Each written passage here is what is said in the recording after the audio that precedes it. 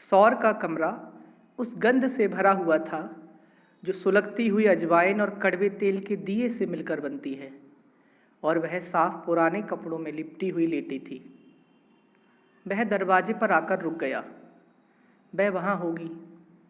उसे जो कुछ हुआ है उसके बाद कैसी और कितनी बदली हुई, और वह भी वहाँ होगा जिसे अनेक बार उसने कामिनी के शरीर में अनुभव किया है, अपने और उसके बीच और उन दोनों से स्वतंत्र।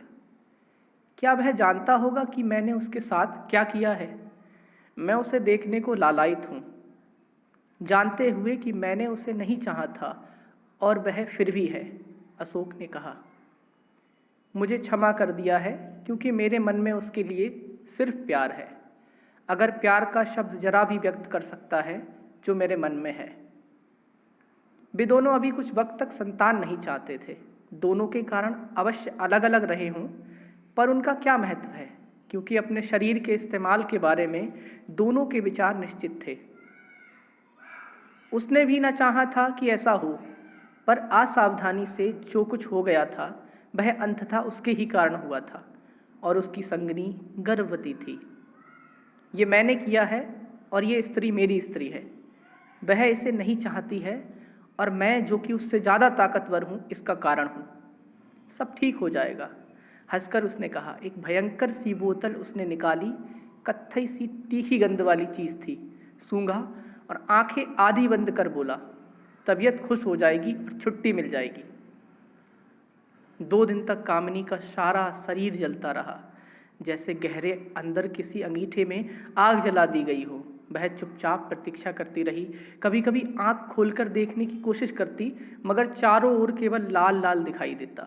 क्या शुरू हो गया, वह सोचती, पर फिर अंदर सब ठस हो जाता, जैसे कोई तनकर खड़ा हो जाता है, और वह झपक जाती।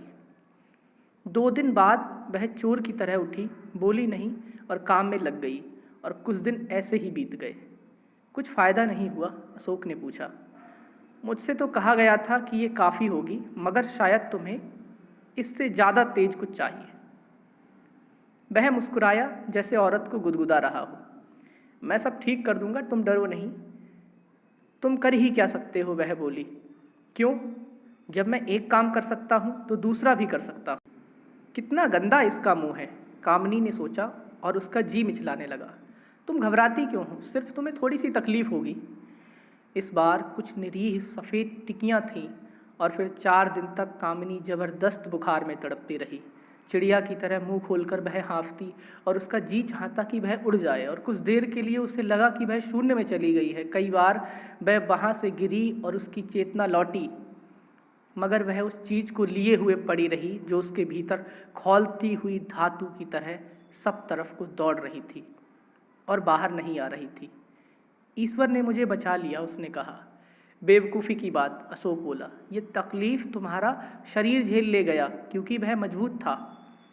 सचमुच क्या ये सब कष्ट उसी ने उठाया था? कामिनी सोचने लगी।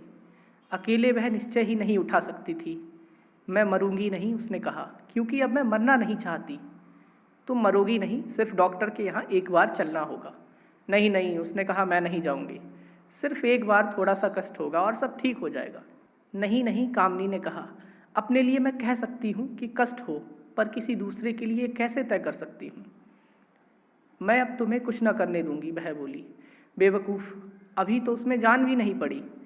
पर वह है, कामिनी ने कहा। एक चीज़ थी जिसे तुम नष्ट कर देना चाहते थे, और वह नष्ट नहीं हुई, ये प्रमाणित करते हुए कि वह है। मैं जानती हूँ कि वह है, और 2 बार तुम उस पर आक्रमण कर चुके हो। कितना विरोध किया होगा उसने, कामिनी ने सोचा, और तरस खाकर अपने पति की ओर देखा। मैं जानती हूँ कि तुम उससे ज़्यादा ताकतवर हो, पर तुम हार गए हो। अब तुम उसे रहने दो, उसने कहा, क्योंकि उसका होना आरंभ हो गया है। और मन में सोचा, वह होगा और तुम्हें क्षमा कर देगा। अशोक ने एक पैर रखकर अंदर झांका। सामने केवल सरसों के तेल का प्रकाश था और एक विशेष प्रकार की स्वच्छता थी। दोनों एक दूसरे से संयुक्त और जीवित। कहाँ है वे? अभी कल तक वह उसे अपने साथ साथ उस क्षण तक ले आई थी जिसे केवल वह ही अनुभव कर सकती थी। घंटों वे अपने बचपन के किस्से एक दूसरे को सुनाया करते थे और वह भारी और थकी, निर्मल और शांत बैठी रहती थी। तुम मेरे पास ही कहीं रहना, उसने कहा था। ज़रूर, अशोक ने कहा, बिना रत्ती भर भी जाने हुए कि क्यों, पर उसके लिए और कोई दूसरी वजह हो ही नहीं सकती थी, उसने सोचा। और अंततः वह वहाँ था, पास ही, और उस अनुभव से अपने में गुजरता हुआ जिसमें से उसकी पत्नी अपने संपूर्ण शरीर के साथ गुजर रही थी। उसने 2 कदम बढ़ाए, वे वहाँ है। अपने बड़े से शरीर को कई जगह से मोड़ते हुए तिपाई पर बैठ गया। कामिनी इस तरफ पीठ किए लेटी थी। वह है मेरी स्त्री, कितनी सुंदर और नई, पर वही मेरी पत्नी। उसका दिल चाहा ये अंतर जो हम दोनों के बीच है हमेशा हमेशा के लिए बना रह जाए। अचानक उसे अपने बच्चे की याद आई। देखूं देखूं, उसने कहा। कामिनी ने सिर घुमाकर देखा। पहले तो वह लजाई और बच्चे की तरफ मुंह कर लिया, जैसे छिप रही हो, पर फिर चिढ़ाती हुई सी उसके पिता को देखने लगी। क्या मुझ में क्या खास बात है, अशोक बोला। कुछ नहीं, सिर्फ देख रही हूँ कि आदमी कैसा दिखता है, कामिनी ने मन में कहा और बच्चे के मुंह पर से आंचल हटा दिया। अशोक का दिल बुरी तरह से धड़कने लगा। वह कैसा होगा, प्रसन्न, यह याद रखे हुए कि मैंने क्या किया है। क्या उसने मुझे क्षमा कर दिया है? मुझे क्षमा कर दो, उसने कहा, और उसका चेहरा खिल उठा। लाल मुट्ठियां बंद किए हुए और उसकी स्त्री का स्तन मुंह में लिए वह अनायास अपना अधिकार भोग रहा था। उस पर कहीं कोई निशान ना था, ना कोई खरोच या दाग, कुछ नहीं। वह जीता हुआ आदमी है, अशोक ने कहा, और हंसी रोकने से उसका चेहरा दीप्त हो उठा। लड़के ने अपने बाप की ओर देखा ही नहीं, ना कुछ समझा कि ये कौन है और क्या चाहता है। उसे ज़रूरत भी न थी। आंखें बंद किए वह निष्प्रह भाव से अपना काम करता रहा और कद्दू जैसे पड़ा रहा।